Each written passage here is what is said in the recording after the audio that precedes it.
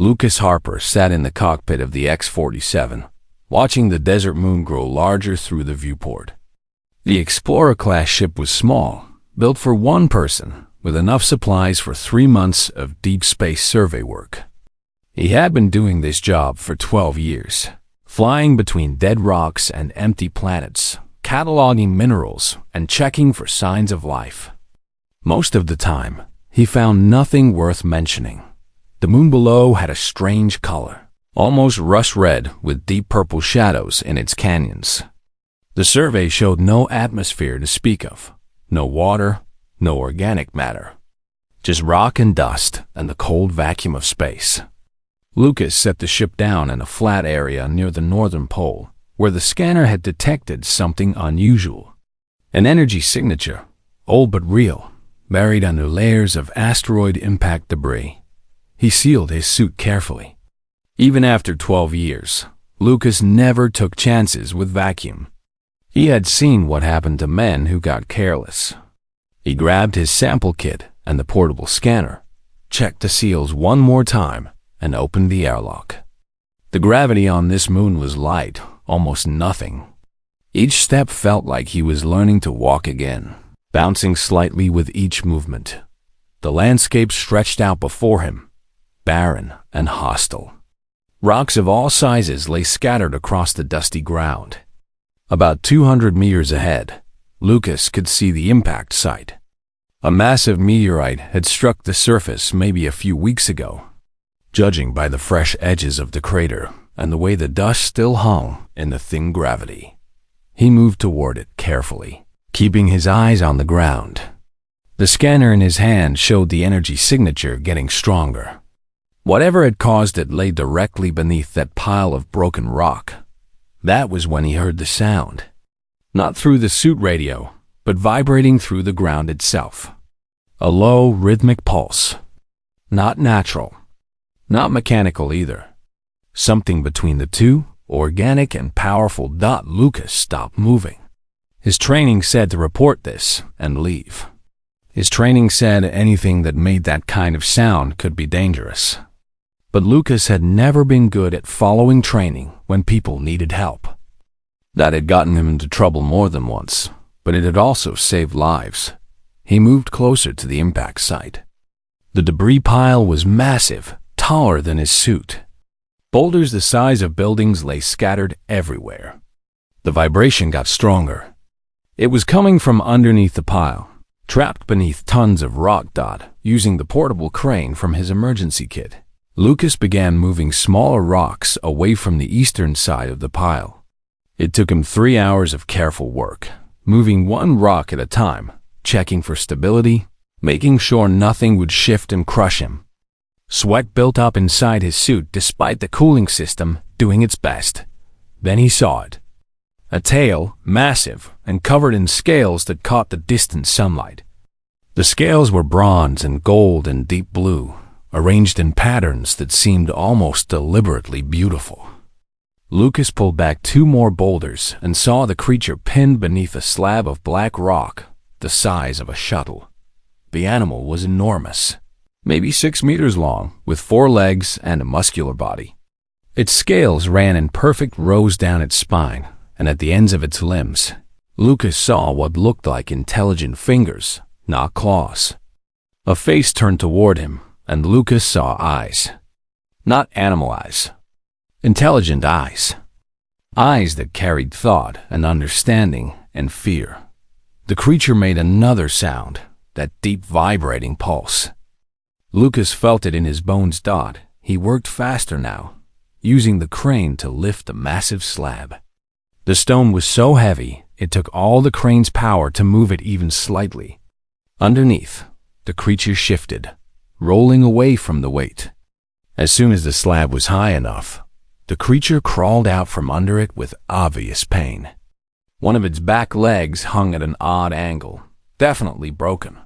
Lucas dropped the slab and moved to the creature's side. It flinched but did not attack. Instead, those intelligent eyes tracked his movements, watching, calculating. The creature was hurt badly. Cuts and bruises covered its body. One side of its face was swollen. The broken leg was bleeding a dark fluid that looked almost black in the thin light. He touched the creature's shoulder, feeling the heat radiating from its body, even through his suit. The creature made no move to fight.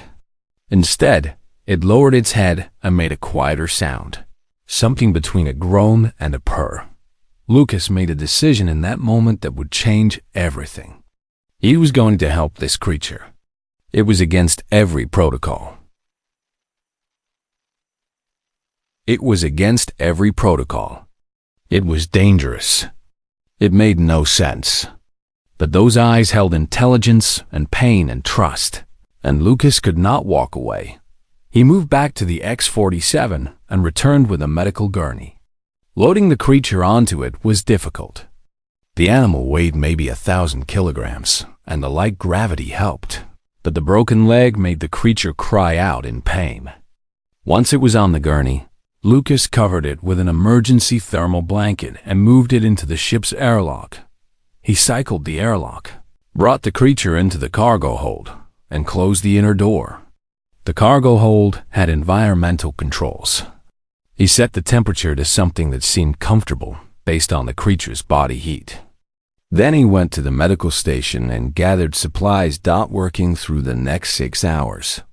Lucas cleaned the creature's wounds, set the broken leg using a bone brace from the emergency medical kit, and gave it water through an intravenous line. The creature watched him work, never resisting, never trying to hurt him. When Lucas finally stepped back, covered in the black fluid that was definitely blood, the creature's breathing was steadier. Lucas sat against the wall of the cargo hold and looked at what he had just done. He had brought an unknown alien onto his ship. He had given it medical care. He had made himself responsible for another intelligent being's survival. The thought should have terrified him. Instead, Lucas felt a strange kind of peace. The creature's eyes closed, and its breathing became regular. Sleep, Lucas thought. The creature needed rest to heal. He climbed the stairs back up to the main deck and set the ship's systems to monitor the cargo hold.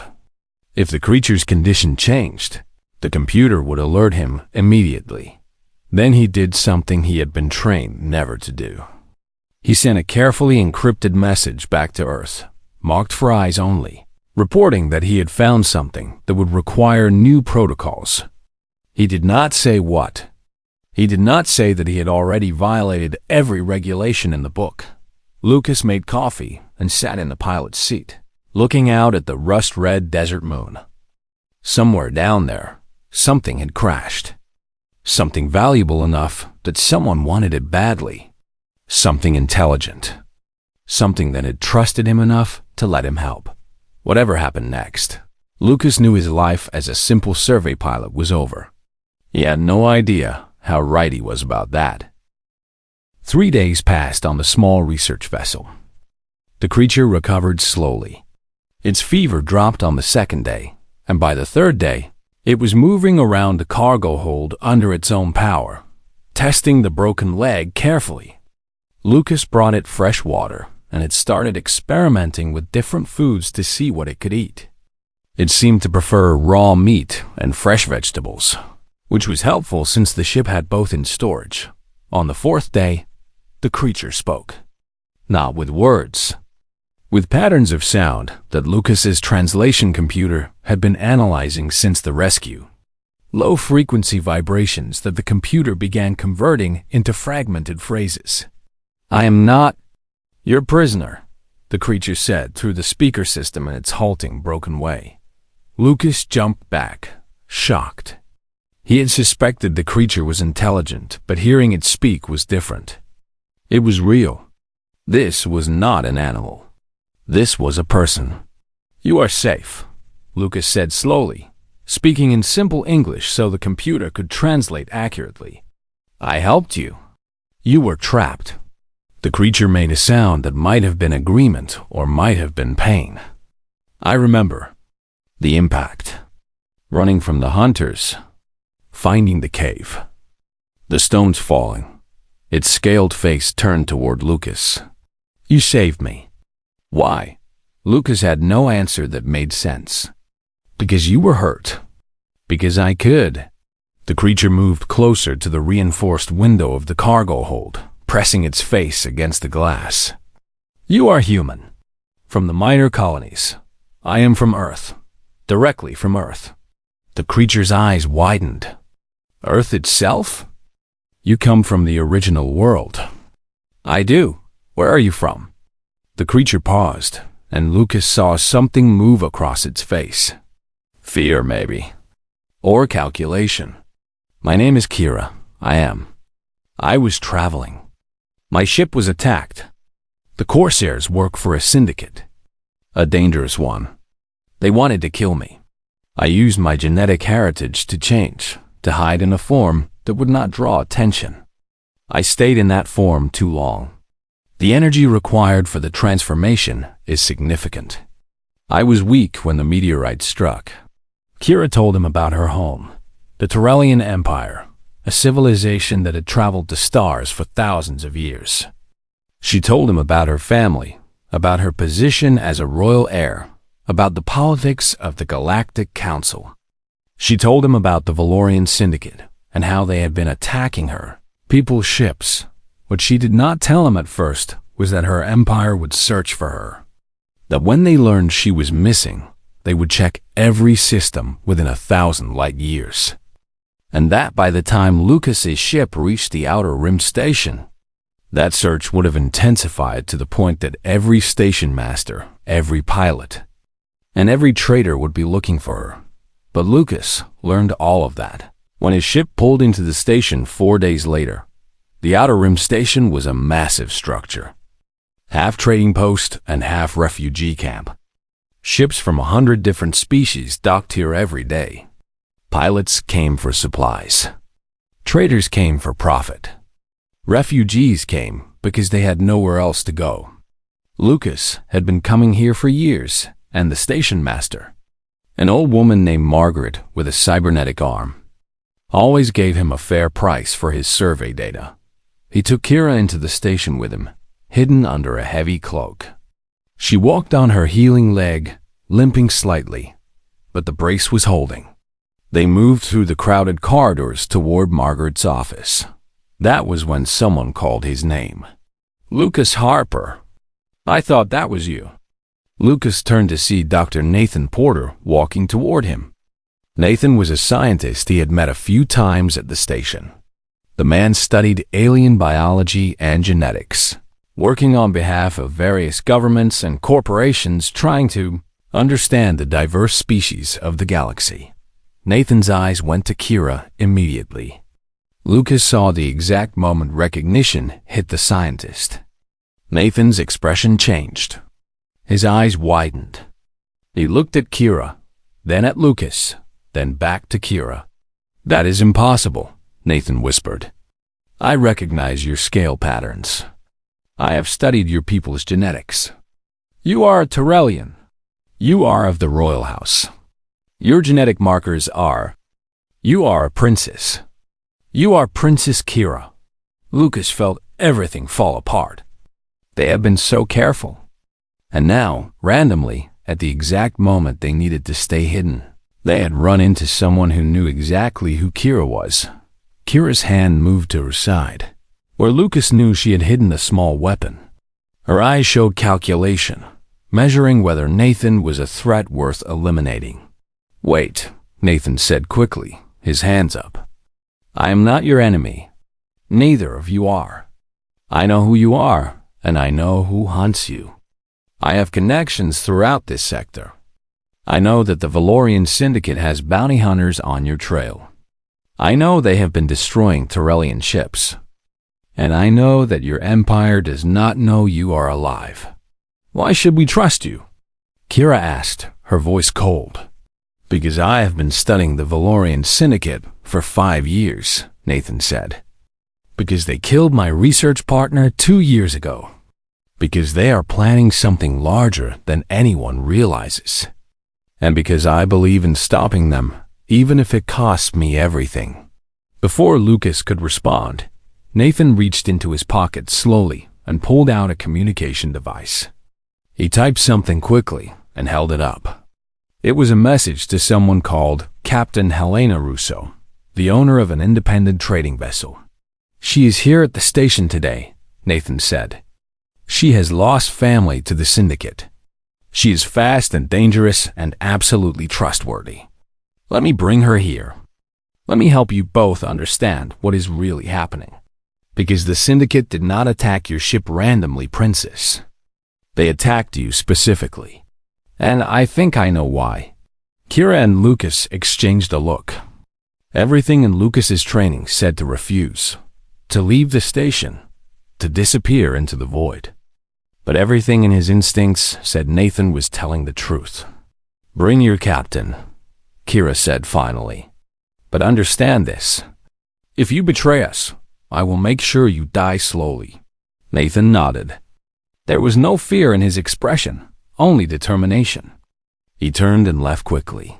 Lucas looked at Kira. "I think we just made our first real allies."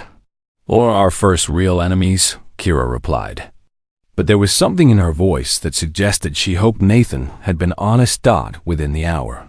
Captain Helena Russo was sitting in Margaret's private office, listening to Nathan explain everything. Helena was tall and scarred, with cybernetic implants along one side of her body. When she learned who Kira was, she did not seem shocked. Instead, she seemed angry. "The syndicate took my sister 2 years ago," Helena said flatly. "They were using her as leverage against my trading routes. When I tried to pay her ransom, they killed her instead. They took everything from me. If helping you stops them, I will fly into hell itself." That was how Lucas's simple rescue mission became something far larger. That was how a survey pilot from Earth, an injured alien princess, a dedicated scientist, and a scarred captain became the first real threat to the Valorian Syndicate's plans. None of them knew it yet, but they had just set in motion the events that would change the entire Galactic Council. The horizon was 3 times the size of the EX-47, with a crew of 8 and weapon systems that made Lucas nervous to even look at. Helena moved through her ship with absolute confidence, giving orders that were followed instantly. Within hours, they had moved all Lucas's supplies aboard and were ready to leave the Outer Rim station. But before they could depart, Kira asked to speak with them all in the Horizon's command center. She stood in front of the view screen, her broken leg still in the brace, but healing quickly, and told them the truth. "My father is the Emperor of the Tyrellian Empire," she began. "He has ruled for 30 years with honor and wisdom. But there are those who wish to take his throne. Members of the Galactic Council, military commanders, corporate leaders. They have been organizing for months, maybe longer. I discovered evidence of their conspiracy 3 weeks ago. Documents that proved they were planning to remove my father and install a puppet ruler who would let them strip our planets of resources." Nathan leaned forward. "How was this discovered?" "I accessed classified council communications," Kira said. "I should not have been able to do so, but I have connections within the Tyrellian intelligence network. The conspiracy is larger than I first believed. The Valorian Syndicate is only the military arm. They provide soldiers and weapons. But the real power comes from council members who want the Tyrellian wealth. They tried to kill you to silence you," Helena said. "It was not a question." "Yes, but they do not know I survived. They believe my ship was destroyed completely in the Corsair attack. They believe I died with my entire crew." "That is good for us," Nathan said. "It means they are not actively searching for you." "No," Kira said quietly. "That is where you are wrong. They stopped searching because they think I am dead. But my brother is not dead. My brother is still in the capital city." The weight of that statement hung in the air between them. Lucas felt his stomach tighten. "Your brother. He is in danger. More than danger," Kira said. "I received a message today, encrypted and routed through channels they believe are secure. My brother knows about the conspiracy. He's hiding in the Imperial Palace, but the conspirators are closing in. They've already killed several of my father's most trusted advisors. They are moving to tighten their control. And my brother, Prince Aiden, has sent me a message saying he has only days before they find him. Can your father protect him? Helena asked. My father does not know the truth yet, Kira said. The conspirators have kept him separated from trusted counsel. He thinks I am dead. He thinks the attacks on our ships are the work of pirates. He does not know that members of his own council are betraying him. Nathan stood and walked to the command console. He began pulling up data, screens filling with information about the Tyrellian capital, its defenses, and its security protocols. You want to rescue him. You want to go into the heart of the conspiracy and extract your brother. I want to save my brother's life, Kira said. And in doing so, I want to expose the conspiracy. I want my father to know the truth. And I want the people responsible for this betrayal to face justice. That is a death mission, Lucas said flatly. The Imperial Palace is one of the most heavily defended locations in the entire galaxy. How many soldiers does the Empire have? Millions, Kira admitted. But the conspirators cannot reveal themselves openly. Not yet. My father still holds the throne. If they make an obvious move, if they try to arrest Aiden openly, others in the council will realize something is wrong. They need everything to look accidental. They need Aiden to disappear without anyone knowing where he went or why. Helena was already calculating. So they will not have the full power of the Imperial military. They will have only the soldiers they can control in secret. That means smaller numbers. That means we have a chance. It is still insane, Lucas said. We have 8 people on this ship. Whatever we plan, we cannot fight the Tyrellian military. No, Kira agreed. But we do not need to fight them. We need to be smart. We need to know the palace better than they do. We need to move quickly and leave no evidence of what we have done. And we need allies inside the palace itself. Nathan looked up from the console. Do you have allies there? 1, Kira said. Captain Drake commands the palace guard. He's an old friend of my family. He has no knowledge of the conspiracy, but I can reach him securely. If I can explain what is happening, he might be able to help. Might, Helena said, not as a question, but as an acknowledgement of the risk. Yes, it is a risk. Everything about this plan is a risk. Over the next 3 days, Nathan worked constantly. He pulled information from every database he could access. He learned the palace layout, the guard rotation schedules, the locations of security systems. He worked with Kira to craft messages that would reach Captain Drake safely. The responses came back encrypted. Drake believed Kira. Drake was angry. Drake had also begun to suspect that something was wrong with the orders he was receiving. Some of his trusted commanders had been reassigned. New officers with no history in the Imperial Guard had been inserted into key positions. He agreed to help, though he made it clear that he could do very little without revealing himself. Helena began preparing the horizon. Weapons were checked and recalibrated. Shields were upgraded. The ship's stealth systems, designed for avoiding customs patrols and pirates, were modified for more serious use. Frank Martinez and Lisa Chun, Helena's 2 most experienced fighters, began training Lucas in basic combat tactics. They were surprised by how quickly he learned. Lucas explained that humans had been fighting wars against each other for thousands of years. We had learned to be efficient at violence. On the 3rd evening, as they prepared to leave the station for Tyrellian space, Kira found Lucas standing alone on the observation deck. You are afraid, she said. It was not a question. Yes, Lucas admitted. I came to this region of space to look at rocks. I did not come here to risk my life in the capital city of a galactic empire. I know, Kira said. and I am sorry. I have brought danger to you and your ship. You saved my life, Lucas said. That is what you told me. On that first night, you said I saved you. But you saved me too. You gave me a reason to do something that matters.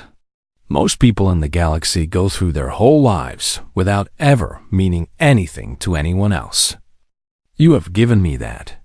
You have made my life matter. Kira was quiet for a moment. My brother is younger than me. He is only 17. He is still learning what it means to be part of the royal house. He makes mistakes. Sometimes he is stubborn. But he is good. He believes in justice. And he will die in that palace if we do not help him.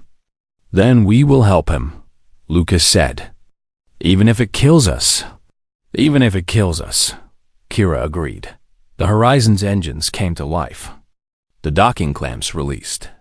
The ship moved away from the outer rim station, away from the safety of neutral territory, toward the Tyrellian Empire and everything that waited for them there. The Tyrellian capital city covered an entire continent.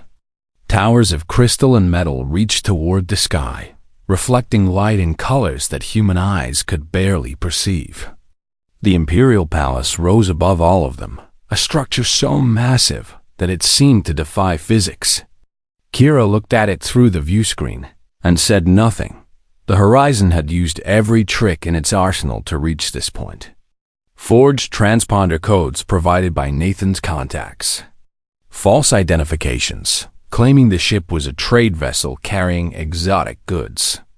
Careful navigation through patrol routes that Captain Drake had fed them through encrypted channels. They had made it into orbit around Tyrellian Prime. Without being challenged, now came the hard part.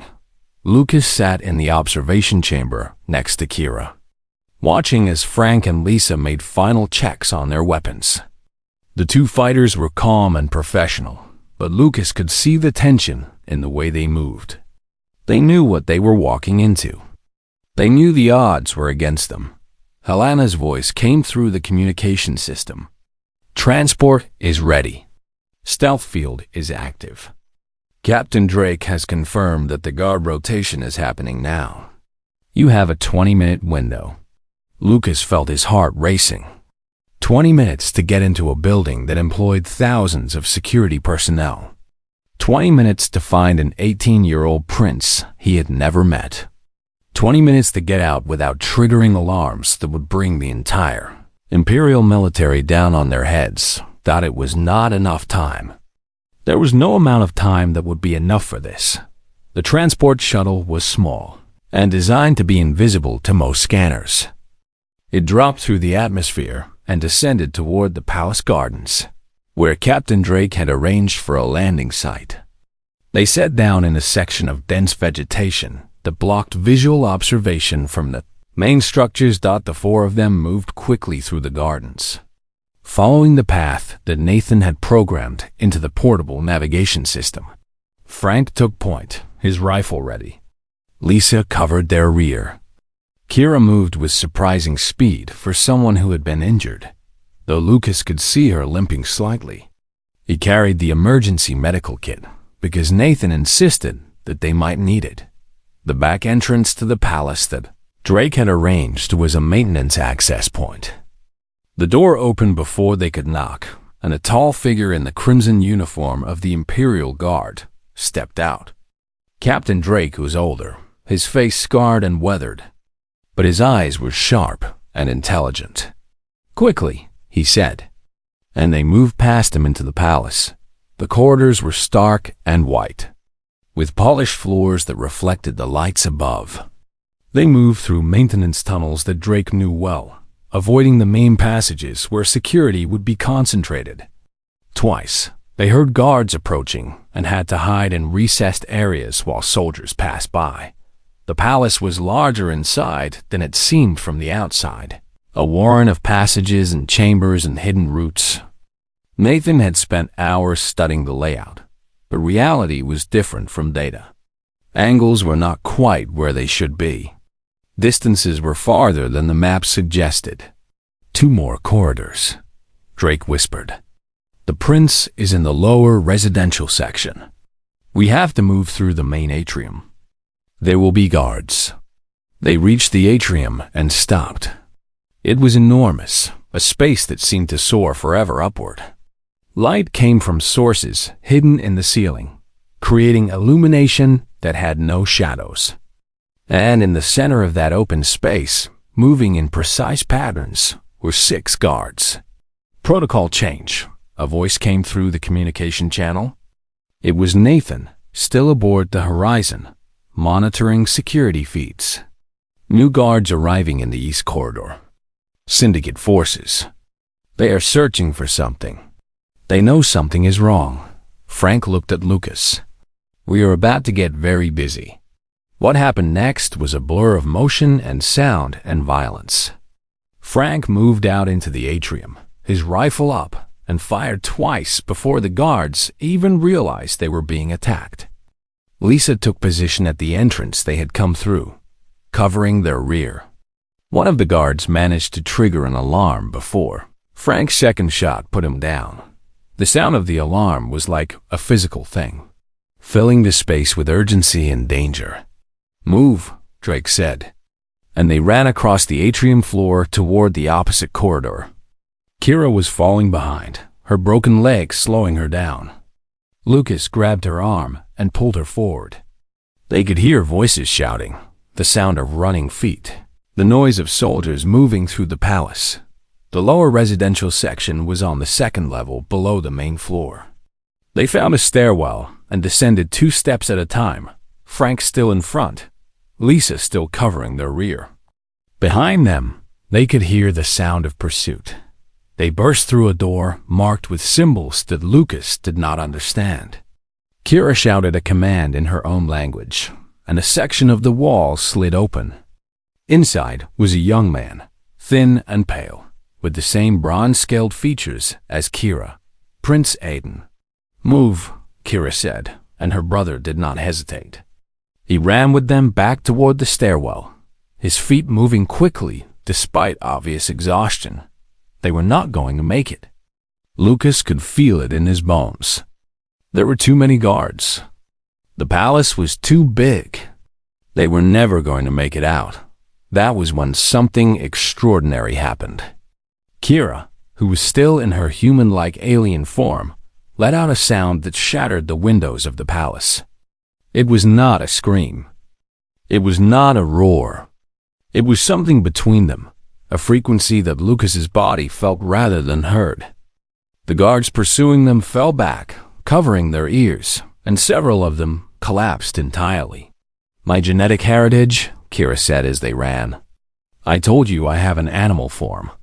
Sometimes I forget that I have other abilities as well. They reached the main atrium again, and Lucas could see why the plan had included this route.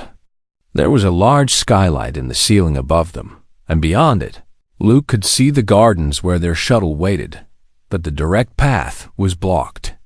Syndicate soldiers in dark uniforms were moving into the atrium, weapons raised and ready to fire. Nova charges, Frank said to Lisa. Collapse this floor. Lisa understood immediately. She placed 3 charges on support pillars that Nathan had identified as structurally critical. The charges detonated, and the floor of the atrium began to fall away. The guards scattered, trying to reach safety, and in the chaos of falling debris and crashing stone, the rescue team ran toward the skylight. One of the pillars had fallen in a way that created a slope toward the upper level. They climbed it, Lisa laying down covering fire, and burst through the skylight onto the palace roof. The shuttle was visible in the distance, hidden in the gardens. They ran toward it, weapons still firing behind them. Kira and Aiden were moving as fast as they could, but Kira's leg was beginning to bleed again from the impact of running. They reached the shuttle, threw themselves inside, and Lucas slammed the door closed as the first laser fire struck the roof. The pilot, one of Helena's crew, did not wait for orders. The shuttle lifted immediately, ignoring all protocols, rising straight up from the palace gardens into the sky. Behind them, Lucas could see soldiers emerging onto the roof. aiming weapons that were useless against a moving target. The shuttle accelerated upward toward the safety of space, toward the horizon waiting in orbit.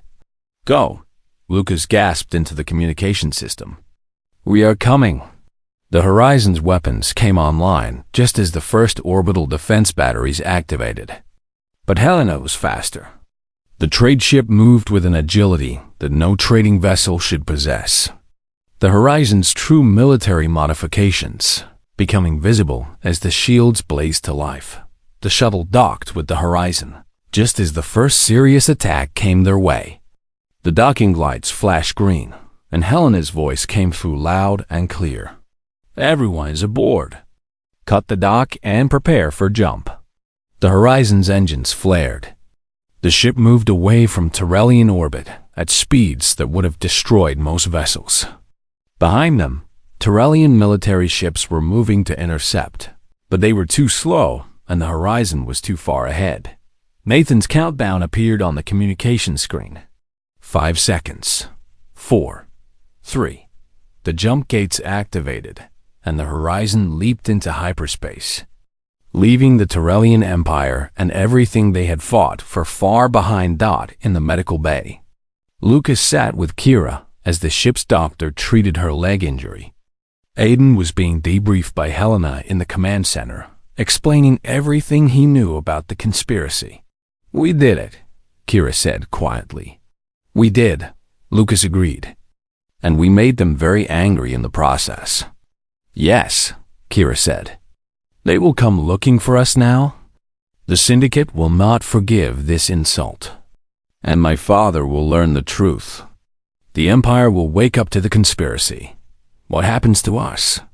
Kira smiled, an expression that looked strange on her scaled face but was unmistakably genuine.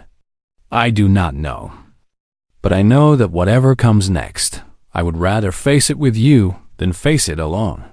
Outside the viewports of the Horizon, the stars streamed past as the ship jumped between galaxies, toward home and toward a future that nobody could predict. The message came through 3 days after they entered hyperspace, routed through a secured relay station that Nathan had set up months earlier. Emperor Theron had received proof of the conspiracy. 6 high-ranking council members had been arrested. The military commander who was secretly working with the Valorian Syndicate had been placed under guard. The coup had collapsed completely, and the Emperor knew that it was because of the small, human survey pilot and his unlikely team. The formal invitation arrived 2 days later. Lucas was being asked to meet with the Tyrellian Emperor at a neutral location. He was being offered something unprecedented. Earth was being offered something unprecedented. Lucas stood in the Horizon's communication chamber, watching the message play for the 3rd time. The Emperor's voice was calm and measured, speaking in perfect English that had been translated from Tyrellian by the most advanced computers available. "Commander Lucas Harper, I owe you my life and the life of my empire. I am requesting that you travel to the Tyrellian homeworld as my personal guest. Bring your companions. Bring your ship. I wish to thank you properly and to discuss terms of alliance between our peoples. Your species has proven itself worthy of recognition in the galactic community. Earth deserves a place among the stars, not as servants or subjects, but as partners and equals. Are you going to do it?" Kira asked. Lucas turned to find her standing in the doorway. She was in her humanoid form now, and the transformation had been successful. The broken leg had healed completely. She looked stronger than she had in weeks. "I do not know," Lucas said honestly. "This is bigger than me. This should be a decision made by Earth's governments, not by one survey pilot. Earth's government sent you out here to explore and report what you found," Kira said. "You found something, and you made a choice that honored your people's greatest values: compassion, courage, the willingness to help those who cannot help themselves."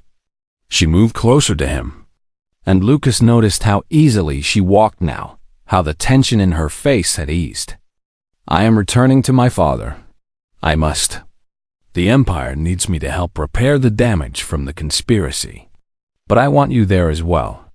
I want Earth's representative, even if that representative is you, standing beside me when we sign the treaty that makes our peoples partners. What about the Valorian Syndicate? Lucas asked. They started this whole thing. They are still out there. They are, Kira agreed. And they will not forgive what we have done. But my father is gathering military forces. The council members who were loyal to the Empire are consolidating power. We are strong again. Stronger than we have been in decades. And now we have something we did not have before. We have an ally who can think in ways that our enemies do not expect. She meant humans. She meant that Lucas and his people had value precisely because they were different. Because they approached problems from a completely unexpected angle. The horizon changed course and headed toward Tyrellian space. This time, they received a military escort. 3 Tyrellian destroyers took position around them, but they were there for protection, not for threat. When they arrived in orbit around Tyrellian Prime, a reception delegation was waiting. The capital city itself seemed to have been transformed. The palace was being rebuilt. New defenses were being installed. But more than that, there was energy in the city. The people of the Tyrellian Empire knew that the conspiracy had been discovered. They knew that their emperor was alive and in control. They knew that something fundamental had changed. Lucas walked through the palace, corridors wearing a formal suit that Nathan had helped him find. Frank and Lisa walked behind him, equally uncomfortable in formal dress. Helena followed, looking dangerous even in elegant clothing. Nathan wore a scientific assistant's uniform, nervous and excited in equal measure. The throne room was vast and beautiful, with high arches and walls that seemed to be made of pure crystal. Emperor Theron sat on a raised platform, his massive form dwarfing the throne itself. Kira stood to his left. Prince Aidan stood to his right. Both were wearing formal royal garments, their scales decorated with symbols of authority. Commander Lucas Harper, the Emperor said, his voice carrying through the space. You came to my world as a stranger. You are leaving as a friend of the Tyrellian people. What you and your companions have done cannot be repaid in currency or position. But I wish to offer you something far more valuable. I wish to offer you knowledge. The Emperor gestured, and a holographic display appeared in the center of the throne room. It showed the galaxy in 3 dimensions, with the locations of different species marked in colors and symbols. The Tyrellian Empire was blue. Dozens of other civilizations were marked in different colors. But Earth was marked in gold, larger than it had been before, with connections now extending to multiple other worlds. Earth is no longer unknown, the Emperor continued. Knowledge of your world has been shared with the Galactic Council.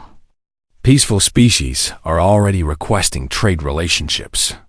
Military powers are noting your potential with interest. And the Valorian Syndicate is, I suspect, having heated discussions about underestimating a species whose warriors can think outside the parameters of military doctrine. What are you asking of us? Lucas asked. He was learning that in galactic politics, nothing was given without expectation. I am asking for partnership, the Emperor said. Trade, yes. Defense agreements, certainly. But more importantly, I am asking for cultural exchange. I want to understand humanity. I want your people to understand the Tyrellian Empire. I want my scientists to learn from your philosophers, your military strategists to study your approach to impossible odds, your artists to create works that blend our 2 visions of beauty. And in exchange? In exchange, the Tyrellian Empire will use its influence and technology to help Earth develop safely and peacefully. No species will conquer your world while we draw breath. No faction will enslave your people. Your people. Earth will take its place in the galactic community on its own terms, at its own pace, guided by its own values. It was an incredible offer. It was also an overwhelming responsibility. Lucas looked at Kira. She nodded slightly, encouraging him. He looked at his companions. Frank and Lisa stood with military bearing, ready to support whatever decision he made. Helena was watching with the expression of someone calculating odds. Nathan was practically vibrating with excitement at the prospect of expanded scientific knowledge. "The Emperor's offer honors me," Lucas said slowly. "I cannot speak for all of Earth. I cannot speak for all of my people. But I can accept on behalf of those of us who are here, and I can recommend that Earth's governments accept this partnership. We are a young species. We make mistakes. But we are also determined. We are creative, and we believe in helping those who cannot help themselves. I believe that Earth and the Tyrellian Empire can accomplish great things together." The Emperor rose from his throne. It was a gesture of respect, and the significance of it was not lost on anyone in the room. A ruler of a galactic power, standing in honor of a human who had arrived in a small survey ship. "Then let it be done," the Emperor said. "Let the treaty be signed. Let the alliance be forged. And let the galaxy know that humanity, the young species from the forgotten world of Earth, has proven itself worthy of standing among the stars." 3 months later, Lucas stood on the observation deck of a new ship. The Tyrellian Empire had gifted Earth with a small diplomatic vessel, and Lucas had been asked to serve as Earth's first ambassador to the Galactic Council. The ship was not as large as some of the military vessels, but it was beautiful in its own way, designed for exploration and for peaceful contact with other species. Kira was there with him, taking a break from her royal duties to serve as a cultural liaison. She had learned to move between her natural form and her humanoid form at will, and she had become fascinated by humanity. She spent hours asking questions about Earth's history, its art, its philosophy. "Do you regret it?" she asked. "Accepting this position? It has changed your entire life." Lucas smiled. "No. I spent 12 years flying through empty space, looking at rocks. I was not living. I was just existing.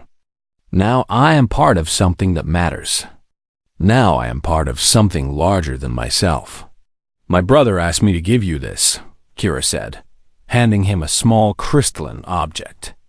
"It is a gift from the royal house. It cannot be destroyed by any weapon or time. It will last as long as the Tyrellian Empire endures. It is a symbol of gratitude and friendship." Lucas took the object, feeling its weight in his hand. It was warm to the touch, and inside it, he could see light moving like liquid. "Tell your brother thank you," Lucas said.